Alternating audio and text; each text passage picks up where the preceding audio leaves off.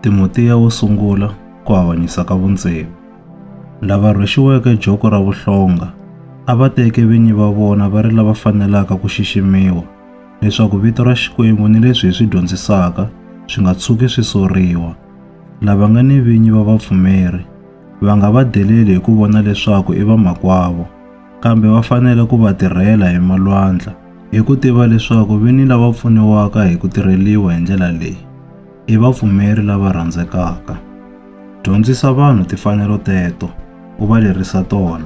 Loko munhu un'wana a dyondzisa swo tiva hi yena, leswi hambaneke ni marito lama hanyaka ya xiviri ya Hosi ya hina Yesu Kreste ni dyondzo leyi fambelanaka ni vukhongeri, munhu yoloye u tela hi manyunyu ni ku tikukumuxa, a nga tivi nchumu.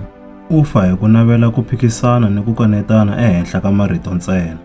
Swi nga leswi vangaka vukwele ni madzolonga ni ku rhuketelana ni ku lumbetana, naswona swi vanga ku holova exikarhi ka vanhu lava boleke miehleketo ni ku lahlekeriwa hi ntiyiso, lava ehleketaka leswaku vukhongeri i ndlela yo kuma rifuwo. Hakunene vukhongeri lebyi nga ni ku tsaka ka mbilu i rifuwo lerikulu, hikuva a hi tanga na nchumu emisaveni, naswona hi nga ka hi nga fambi na nchumu loko hi suka kwala misaveni. Hikokwalaho, loko hi ri ni swakudya ni tinguvu, hi ta kolwa hi swona.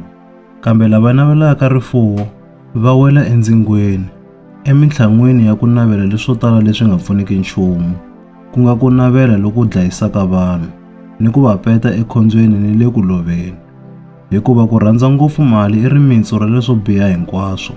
Hi yo mhaka ya ku navela mali ngopfu leyi nga hambukisa van'wana va tshika vupfumeri, kutani timbilu ta vona ti ngheniwa hi mivilelo leyo tala. Kambe loko a ri wena munhu wa Xikwembu, fambela kule na swilo leswi hinkwaswo.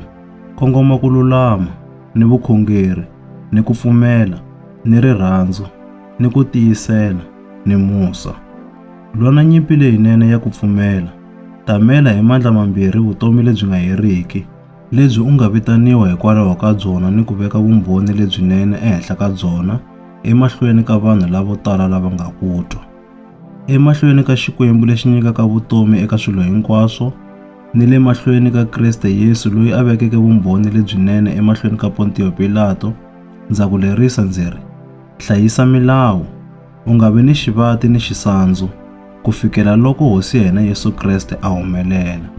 Ku humelela loku ku ta kombiwa erivaleni hi nkarhi wa kona, hi loyi a katekeke, loyi a nga ni matimba a ri swakwe, Hosi ya tihosi ni mufumo wa vafumi. Hi yena ntsena la nga riki na ku fa, loyi a akeke eku vonakaleni loku nga tshunelelekiki. Ku hava munhu ni un'we loyi a tshamaka a n'wi vona, kumbe loyi a kotaka ku n'wi vona. Eka yena a ku ve ku chaviseka ni ku fuma hi laha ku nga heriki. Amen. Kambe loko va ri lava nga ni rifuwo ra misava leyi, va byele leswaku va nga tikurisi kumbe ku veka ku tshemba ka vona erifuweni leri nga tiyangiki, kambe va veka ku tshemba ka vona eka Xikwembu. Hi xona xi hi nyikaka hi ntalo swilo hinkwaswo leswaku hi tikurisa ha swona. Va byele ku endla leswo lulama, va tala rifuwo ra mintirho leyinene, va hanana, va tiva ni ku pambulela van'wana. Hi mukhuva lowu va ta tihlengeletela xuma lexinene lexi tiyeke xa minkarhi leyi taka, leswaku va ta amukela vutomi bya xiviri.